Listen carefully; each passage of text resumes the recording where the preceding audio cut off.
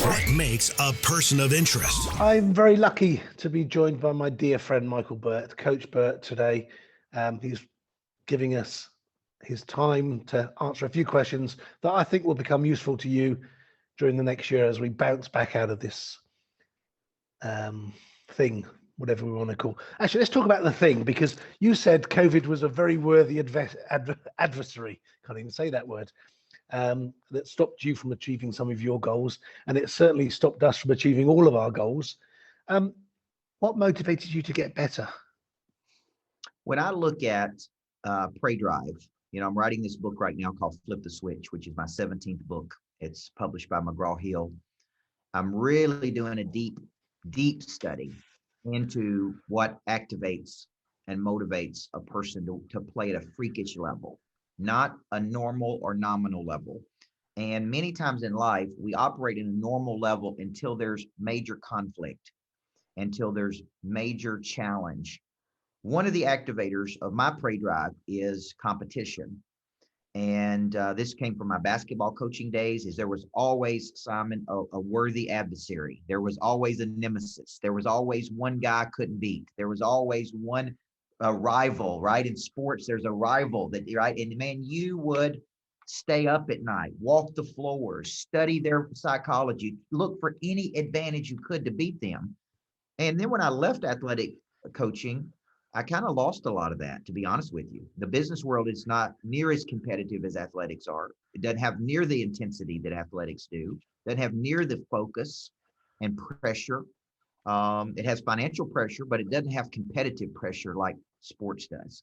So when COVID came along, I found another gear. I literally, and if you talk to the people around me, they're like, man, I've never seen you play at this level. I've never seen this intensity. And I was trying to figure out why. Fear of loss was one, activated my Pray Drive, but there was also, now I have a competitor, and the competitor is trying to impede me from reaching my goals, winning my championship that I'm destined to win. And that was COVID. And it's like, now that I have this competitor, this adversary, I really, really found another gear, and that is very valuable. I think, I've seen you raise your game enormously. You're now jetting around on your own jet. And everyone I speak to tells me how much, how wonderful you're becoming. And, we've been lucky enough to have you in the offices in Miami, kicking them into gear. I want to go back to the basketball coach. So, as a kid, you attribute a lot of your success to your mum. Yeah. Is it nature or nurture? I'm reading this book by Cotter on the Art of Impossible or something, and he's talking about the difference between personality and biology. And I was teaching my team this morning. I believe, because I was scripted by Covey, there are certain nature things that were instilled in you. Okay, my mother instilled in me work ethic, discipline. She treated me like an adult when I was a kid. We didn't whine, we didn't complain, we didn't make excuses. I was, that was conditioning. That was a certain conditioning. You could call that nurturing, right? But there's a certain part of who I am as a person. And my good friend says some people just have something that you can't put in them and you can't take it out of them. And if we could bottle it up and package it, and I was talking to my team about this morning, it's hard to give my team my Pray Drive, my discipline, my intensity, my push. But in that book, he talks about there is a method to the impossible. Like, that's really what he's writing about in this book, is that people that do impossible things, there is a formula to doing something impossible. And if you can decodify that formula, then it can be replicated. So I believe, as a coach of 28 years, that I believe in both nature and nurture. I do believe that the environments I've been in, the scripting I've had, the conditioning that was instilled in me early in life is part of what makes me who I am, right? It's like you're hardwired like a computer. You're hardwired with certain things. And then there's software that's added. I saw someone say last week, you can't expect your employees to work as hard as you. It's your business. And I think that's wrong. I think if, I always wanted to work harder than my boss. I wanted to prove to him that I was the best employee that he'd ever hired. And I think that, if you start setting the bar so low that it's easy for everyone to jump it, you're never going to have a high performing business. When you study Pray Drive, there's one thing I missed in the first research. I missed the fact that the animal is not motivated by capturing the prey. The animal is most motivated when it knows it gets to pursue the prey. The And chase. the chase. And this is important because my job with my employees is to get them to a point that they are most motivated by their own pursuit of their own potential. They are not doing it for me. They're not doing it for my company. They are doing it for their stretch toward their own self-actualization. And if I can convince them of that, they are working hard for them and their goals. And in the process, I benefit from that. But I'm like you. I was a number two for many years. I was an assistant. I never left before the head coach left. I came in earlier than him. I left later than him. I never left the office without asking him, is it appropriate for me to leave right now? And I don't care if that was midnight. And employees are not wired this way today. It's like 5 o'clock. I'm out of here, man. I got a family and I got kids and I'm out. That was not me. And you say, well, why did you advance so quickly? I advanced more quick or quicker than my contemporaries because I was willing to stay till the head coach left. They weren't. I was willing to come in earlier. They weren't. Then they got mad when they didn't get named the head coach and I did. And it's very clear that I stood above the rest. We have a saying on the wall, which is, it's not how good you are, it's how good you can be. And I think that's, it's actually one of the other questions, which is, what frustrates me more than anything else is when people do not live up to the potential they've got, unrealized potential. There's something you said the other week, which was, success is not something you own, it's something you rent. Why can't you own it? Why can't you keep it? Once you find it, why can't you keep it? I mean, I know why a lot of people lose it, but what's the main driver in your opinion? We become complacent. I live in the United States, as you know, and it's a complacent nation. And it's complacent. When you really study motivation, you see that satisfied needs never motivate, only unsatisfied needs. So what happens? You have a good life, good family, good house, good car, good job, and you become lazy. And when you become lazy, you become complacent, which is a gradual settling to a place of mediocrity. That's what the word settle means. But we are a complacent nation. So the question becomes all the top performers are looking for the next big play, the next move, the what's next. They need a challenge. They need an external factor. Because I came from the sports world, you could not own the success. You win on Tuesday night, you get lazy on Wednesday, you read your own news clippings and think you're great, and you get beat on Friday because you got lazy. So you got to understand the world I came from is we never get complacent. We never buy our own hype. We never believe we're that good because we could lose, which is why I say it all goes to zero at midnight. There comes a time when winter asks what you did all spring and summer. You're doing big things in the world. And I know you and I are in agreement on this. When I started my first greatness factory, the furniture was $200,000. The first thing I told my wife is, you need a lot of money to do something big in the world. I mean, it really shows you how small you're doing things when you start trying to do something big, and how much resource you need and how many people you need. And right. And so to me, the reason we don't own success is because it's moving. Like, right. We're never there. I'm coaching an 81-year-old, 277-year-olds, 174-year-old. These are people making millions of dollars, by the way, but they're still hungry in something they're pursuing. And so to me, it's not, you don't own it, you rent it. And that's just a mindset though. It's just a mindset. Maybe you do own it, but you're really renting it. So you got to go get it the next day. I think you can still own it as long as you don't get complacent. And that's what you see with all our successful people over the years, 25 years of this. Every time they get to a certain point, they stop doing the behaviors that got them where they were. You just said, I love the idea of it all going at midnight. But what does that mean? I have my interpretation of what it means. What's yours? I was in Miami, and Grant Cardone asked me to come over and speak to his people. And I went over and spoke to his team that morning, and we're having a conversation, a very raw conversation. And he was telling me how terrible of a business model that the coaching business was. And, it's like, it's terrible. He said, it all goes to zero at midnight, man. And sooner or later, you're going to figure this out. They love you one day. They love Vaynerchuk the next day. They love Tony Robbins the next day. He said, man, you can help a person change their life, and then they move on to somebody else. And he said the words, it all goes to zero at midnight. And I went home that day, and I remember calling Tim Grover, and I was frustrated. I was kind of pissed off.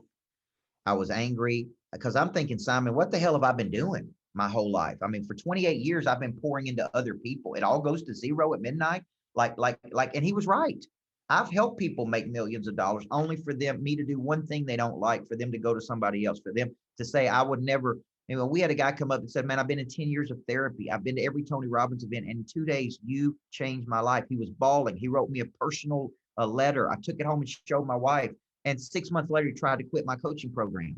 And so what Cardone said to me that day, man, it stung. And I called Tim Grover like at 3 o'clock in the morning. And I'm like, man, this is crazy. What are we doing? What am I doing? If it all goes to zero at midnight, why am I spending time away from my family and my kids and my wife to pour into people if it doesn't matter? And so I had this moment of breakdown. And Grover said to me something like, man, it does matter. The number of people you've impacted, the influence you've had in the world, the championships you're helping people win, like I know you don't see all of it, but you're having enormous impact in the world. And he kind of walked me back off this negative train I was going down, because I don't want to be cynical. I'm not a cynical person. I'm a positive, upbeat. I see the good in people. But I found myself for a period of time, Simon, becoming very cynical. I found my wife said, what's wrong with you? Why are you waking up like this? This is not who you are. And I said, I'm helping so many. I get disappointed so many times in a day. It's just miserable of how many people just can't see something through, or start and quit, or whatever happens. And, I really became a cynical person. I told myself, I just can't let this happen. That's not who I am. So I had to recalibrate my mindset. Hold on there. I lost your voice on this one. Check something there. There we go. I woke up this morning, and we've got three choices. We can live in our previous life, which is, my dad used to beat me, or we can live in our current life, which is pretty shit at the minute, and COVID is destroying it, or I can live in a life where I want to go. And too many of us are spending way too much time in where we are and where we've been, and not enough thinking about where we're going. And but the same thing as it disappears at midnight is the problems disappear at midnight as well. The issues that you had today disappear at midnight. You start every day at zero, and you can be as good as you want to be. And that's my interpretation. It doesn't matter what happened yesterday, but you've got 86,400 seconds today. Let's make the best of those. 100%. That's a great way of looking at it. You've written lots of books, like 17 books, right? I'm on 17 right now. Yes. What's the most powerful for any one of the guys here to read? What's the one you think, right? If you don't read that, you have to read the other 16. Just read this one. I think my philosophy is everybody needs a coach in life. That teaches you my core philosophy of changing a person's life. And second, I mean, person of interest has been pretty big. I think it helps people become people of interest, but I write very specific books to solve very specific problems, and that's why I write books today. When's enough for you personally? Never. I very seldom take time to celebrate. I very seldom am satisfied. There's a hunger and a drive in me to pursue bigger things, and really set pretty unreasonable goals so that the margins are so thin. I'm miserable. I'm a miserable person when I'm not progressing towards something. And even I can go to beautiful places. You could bring me to London. I could go to, you've seen some of the coolest places in the world, I'm sure. You could take me to those places. And if you tried to lock me down for 7 days and say, just do nothing, just relax, I could do that for a few days. But I am very miserable. I'm a very miserable person when I'm not pursuing something. And my wife has learned that about me. So she knows there'll be a time that I decompress. There'll be a time I get into a completely relaxed state. And then I will move into a creative state, and then I will move into an execution state. And it doesn't matter where I'm in the world, how beautiful it is. I've been to some of the best places in the world, is that I've become a miserable person. I used to try to take off from December the 14th to January the 5th. I put on my schedule, no scheduling, creative break. We would go to our beautiful lodge in Tennessee and live. And after day 4, I would just tell my wife, I got to get out of here. Like, I just can't do it. Like, I got to do something. I got to be involved in something. So for me, I am most alive when I am pursuing something big. That is my prey drive activator. I need to be involved in big things that both fascinate me and motivate me, or I'm miserable. You just don't want to be, I can become incredibly unhappy, negative. Pursuing something is when I'm happiest. We have a lot of people in the organization who I think are workaholics. And they, they want to talk about work-life balance and, you know, all the things that are impossible to achieve. And really they love work. And the work is a passion. You know, we're coming in here. We don't have to come into the office, but we're coming into the office because we really enjoy what we do. And I think if you're not enjoying what you're doing, that's when you get into this state. You know, you can't perform at your best unless you've got a passion for what you do. And the passion is not picking up the phone every day and dialing digits, but that's what you do. But you've got to be passionate about the outcome you get from that. But in order to get that outcome, you've got to go through the pain. And I don't think everybody doesn't want to go through that pain. They want the results, but they don't want to do the action. Yeah, they want the diet. They want they don't want the diet. They want the diet pill. And Brad Lee said to me once, when you tell people you're going to train them, he said you might as well say you're going to strain them, because that's what they hear. Well, Coach Burt's going to train you. This little pit bull is going to be right there in your face, and some people's like, oh my God, man, I don't want that. I don't want that little dude right there pushing me like that, right? Like, he's going to strain me, and I don't want to be strained. Well, let me put it to you this way. This is the best way I know how to say this. At some point in our life, we leave our amateur desires behind. Okay. We make a decision to go pro. And when we make a decision to go pro, we leave those amateur desires behind and we go pro. And you say, well, how do we go pro? In our preparation. You know, I say body, mind, heart, and spirit. We go pro in each dimension of our nature. We get interested in our own potential, self-actualization. We are no longer casual with our potential. And until you flip that switch and get serious about your potential, you live a very average and ordinary life. And to me, that is the greatest regret. I tell the story of speaking at 2 funerals where they didn't have a person to eulogize the person properly. So they called me. I talked to a friend, a coworker, a family member, to ask what the person did so I could eulogize them properly. And they didn't do anything. They didn't have any dreams. They didn't pursue any goals. They didn't help a lot of people. They didn't do anything. And that left an impression on me, because here I am trying to eulogize a person. They've got 30 people there. They've impacted very few. They've lived 80 something years on planet Earth, and they have really nothing to say. There's no track record of any impact. And I'm like, man, I'm not living a life like that. I'm going to go for it. I'm going to go for it. I'm going to go for the dreams and goals and pursuits. And when they eulogize me, they can say, man, this dude opened greatness factories around the world. He wrote best-selling books. He coached championship teams. He impacted millions of people. Like, this dude led an incredible life. You're doing that already. They're already saying that about you. And you got to work out what the next story is, the bigger story is. I want everyone here, everyone within this organization, to be a great coach, irrelevant to what their title is. I want them to coach each other and help each other. What's the best bit of advice you can give them about being a great coach? The first 4 or 5 years I was a coach, I led through fear. And that was the way I was coached, right? There's a consequence to every decision you make. It's fear-based. It's a short-term fix to a long-term problem. Adults, some respond very poorly to pressure. And at 25 years old, after a loss, I'm sitting on my back patio drinking a very tall glass of some kind of whiskey. And I'm sitting there wallowing in my pity of losing. And my roommate was the men's basketball coach, and I was the women's coach. He lost. He's drinking a tall glass of Maker's Mark. I'm drinking Maker's Mark. And I look at him and I said, man, would you be excited about playing for you?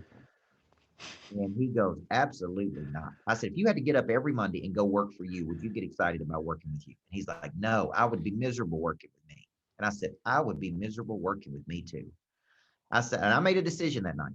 I'm going to be a coach people love to play for. And here's the distinction, Simon. I'm going to be intense and positive. I'm not going to be intense and negative because my nature is to get negative. The more intense I get, the more negative I become. That's who I am. I got to work hard at staying positive. I got to work hard at being the dude that these employees say, man, I would run through the wall for that little dude. And so I had to make a shift in my coaching. And here's the deal. When I made a shift, I started winning championships. Even today, when I came in this morning, I was in a negative framework, a negative mindset. We had some things yesterday. We did good on some, we did bad on others. My tendency is to attack that negative. My tendency is to push people. That is a strength of mine, to push people. But also I have to understand I need to come back and let my big personality, my I come out and connect to people better and really let them know, man, I'm fighting for you. I believe in you.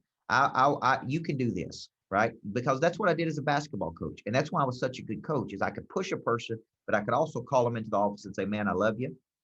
I see more potential in you than anybody I've ever seen. I want to help you get that. But what can I do to be a better coach for you? And I think sometimes, that's an important part. Coaching is engaging people in a set of systematic behaviors that allows them to do something tomorrow they cannot do today. There is a process to coaching. It's not a one-time event. It's not exposure. It is engaging people over a period of time to change their life. That's what a good coach does. I've seen that with Eric White on my team, who came to me and was scared to pick up the phone. He's now leading our sales team. I see now he's creating opportunity. Now, they see the coaching is maturing. It's working. But you don't need a title to be a good coach. That's No. the point I'm trying to get into people.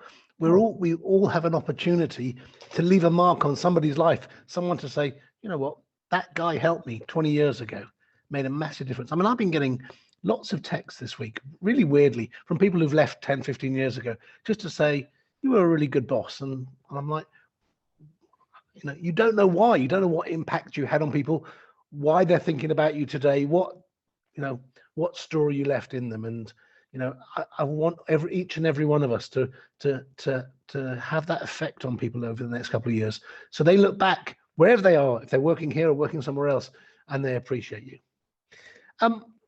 Two more questions. Close. Close is you bring me your problem and I'll bring you my solution, and then we'll close it up. I think that was a definition that you came up with, and I really like that because, we're not trying to ram our solution in. We need to understand what the problem is and then give them a solution. If we haven't got a solution, then we maybe recommend somebody else who might have a better solution for them. Yeah, the word close, I look at the definitions of words and I try to break it down. A good coach takes complicated things and make it simple. One of the biggest things people struggle with is closing deals, closing people that are interested. So what does the word close means? Well, it means to bring something to an end. It means to help a person make a decision, which means to kill off. It means to bring two things together. Okay. And there's two things you're bringing together. One is a problem I have and your unique ability or your unique solution to solve my problem. Okay. The other is your experiences and my problem, or I've been saying an opportunity. See, to present an opportunity to another person. Money changes hands when problems are solved or opportunities are presented. Okay. And I used to say, you don't need more money, you need more people. And that is true. The people have the money because they got the problems and you got the opportunity. But what I've been saying too is the people are only as valuable as your ability to follow up and present an idea or solve a problem for them. See, I got in front of 2,000 people in Scottsdale last week. It's only as valuable is our ability to follow up and present an idea or solve a problem for those 2,000 people. And if we can't do that, there's going to be no exchange of money. That's where the exchange of money happens. That's what selling is. So you're not selling a product or service. You're selling an opportunity or a solution to the problem. And too many salespeople try to sell something. Like I hear my people trying to sell a coaching program. You're not selling a coaching program. You're selling a desired outcome. We're helping them move toward their dominant focus. We're adding something to their opportunity, to bring them to some desired outcome they want to get to. We're bringing clarity to their confusion. We're bringing prey drive to their dormant culture. We're bringing a new set of skills to them so they can produce at a higher frequency. That's what you're selling. So get clear on what you're selling. And also to the point of about the group last week, you can't go out and sell $150,000 program to somebody who's got a budget of $5,000. And I think that's something that we've got to be clear on. Can they afford to buy what you've got? Is it really are they the right customer? Because I think we're spending way too much time trying to sell something to somebody who can't afford what we've got. And my solution to that is we have multiple products. We can sell. We have starting products. We have expensive products. But doing discovery and really figuring out what that is, how to do that is very, very critical to the equation, right? You're trying to figure out what the problem is and how much they're willing to pay to solve that problem. The lights have gone off in here. My last question, and Tim's story phoned me just now, and I told him we were about to talk, and he said I've got to do it in my best Nashville accent. So it goes like this. I love your line. It's I can't help you to commit, but I won't let you fail if you do, or something like that. I haven't done it enough justice. Mine is there's always money for a good idea. Good. Is that line itself, I think, is probably one of the best lines I've heard ever, and I use it now. Where did you learn that, and where did that come from? No, I don't really know. I think I was on the phone with a person one day that the sales team was working on, and they just couldn't get the person to commit. And I overheard it, and I said, "Give me the phone." And he gave me the phone, and I said, "Man, this is Coach Burt. You didn't call into my office to make excuses for why you don't want to get better, right? Like, you called me because you saw me, you like me, you believe I can help you. Is that true?" "Yes, sir, it is true." "Oh, you didn't call in here make excuses when you didn't want to do something, right?" "That's right." Well, here's the deal, man. I can't help you till you commit to something. But once you commit, I'm not going to let you fail. And as soon as I said it, I'm like, boom, that's a great closing line. Commitment, bring two things together, right? My experiences and your problem. I can't help you until you commit to this. But once you commit, I'm not going to let you fail at this. So let's go. And another thing I ask a lot is, on a scale of 1 to 10, how serious are you? Right? Because I only work with serious people, right? And they tell me, they tell me, "Man, I'm at a 4, I'm at a 5, I'm at a 6. Oh, if they're at a 4, I'm like, "Well, you're not ready to work with me, because I'm looking for Navy SEALs, not baby SEAls."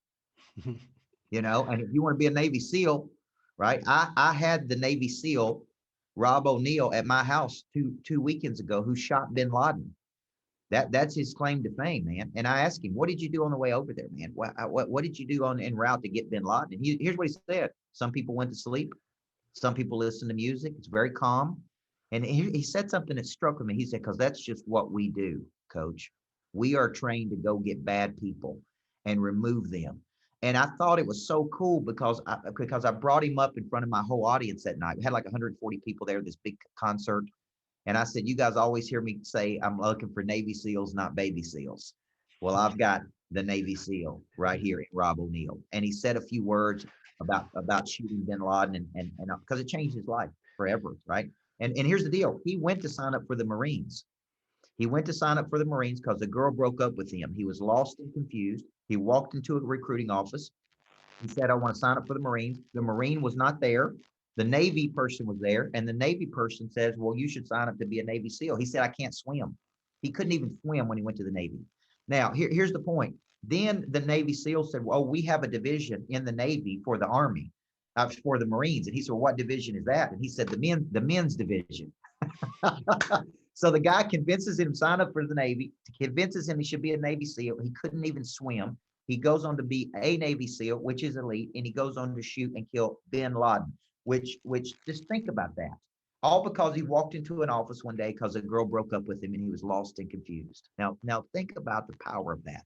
So I'm looking for Navy SEAL people who want to take it all the way, not some of the way. And so I cut through people very quickly and say, "Look, on a scale of 1 to 10, how serious are you?" Right? I'm ready. Are you ready to commit to something? Because I can't help you till you commit. And you're going to do it today. Now, one more thing on that. I'm coaching the #1 door-to-door salesman in the world. He's 57 years old. He knocks on doors. He walks into a stranger's house. He sits at their kitchen table, right? He's never met them before. He's selling them an $80,000 solar package. And I said, what's your best line? He says, I tell them that you're going to do something today that you never thought you were going to do. And it's going to be good for you. And it's going to be good for me. And you're going to do it today. That's his best line. And he says it with such confidence. You're like, okay, let's do it. Right. It's crazy. It's closing like 4 out of 10 people, 40%. And so the dude's making millions of dollars, knocking on doors at 57 years old. And he is so precise with his words. It's really impressive. Well, guys, you got some great content here. You got some unbelievable lines. I think the closing is so powerful, because if you find the solution to people's problems, you're going to close more deals. And actually, there's something that just triggered in my head, which is that, people buy from people they trust, like, and believe in, or whatever the lines are. And so I don't think this was the conversation you were having last week, but it's not about liking. Yeah. Liking is not that important. They have to trust you and they have to believe you. They don't have to like you. It's a bonus if they do.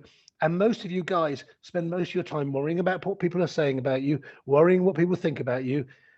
And it's like less than 1% valid to any negotiation you're going to do. They don't have to like you. I don't know if you want to add to that, but yeah. Do you think people like Nick Saban in Alabama? No, they like the fact that he's won 7 national championships. He's probably one of the most unlikable people. Like, he's got all these rules. Don't look at him. Don't talk to him. Don't speak to him unless spoken to. It's because he's so focused. I respect that because I'm a coach. And I understand you're trying to get in the zone as a coach, and people come up to you and you want to talk to you, and they have low-level conversations with you, and they talk about drama and what happened last weekend. Coaches are very focused. So he's not very likable, but he's so skilled. And when you have a heart surgeon and you need heart surgery, does it matter to you how likable the person is, or is it he's the best heart surgeon in the world? And you got to make up your mind. There's a lot of people I work with that I don't like. There's a lot of people that don't have poor attitudes, or maybe their bedside manner's not that good, or they don't come across that well, but they're stone cold killing machines, man. And they are the best at what they do. Okay, that's something Tim Story and I talk about. He's the best at the comeback. He says, I'm the best at prey drive. You understand what I'm saying? Lecter is the best at financial literacy. And so what we've done is we've carved out our niche to where we are experts at what we do. And sometimes you like us and sometimes you don't, right? It's not about that. It's about the result we're trying to help you get. And amateurs get caught up in those things. Like you've been on Jordan Belfort's podcast, and you did a great job on that. I mean, you were very articulate. I just thought it was incredible. And I heard people when Belfort and Cardone were in that, pissing contest about who was better. Low-level people got all caught up in who they liked and who they didn't like. I actually thought it was one of the best interviews ever. I watched it probably 30 times because I'm looking for 2 people go at it, and I'm looking to extract value. I don't care if I like them or don't like them. I don't care who won or lost. To me, that's all drama. That's amateur hour, man. Who cares about that? I want to see 2 dudes who have figured out how to get millions of dollars from people one way or the other. I'm looking for the nugget to pull it out. That's what professionals do. It doesn't matter if I like them or don't like them. You just got to find the best bits, and everybody, and these conversations are bringing out fantastic little nuggets, and you pick the ones you like, use the ones you like, delete the ones you don't like, and I guarantee you're going to be in a lot better place. 100%. Coach Burt, I look forward to the day that you come to London, you get to Singapore and meet the guys there, and the guys in Miami send you their deep love and appreciation. Love it. Love working with you, man. You're a special person in the world, and one of my favorite people in the world, and you don't ever hear me say that much. So there's a lot of people I like. Then there's a few people that I think, this dude's got something special. He's got something unique, and that's you. That's you. So thank you for your friendship. I appreciate you. I appreciate you very much, and it's received and appreciated. Thank you.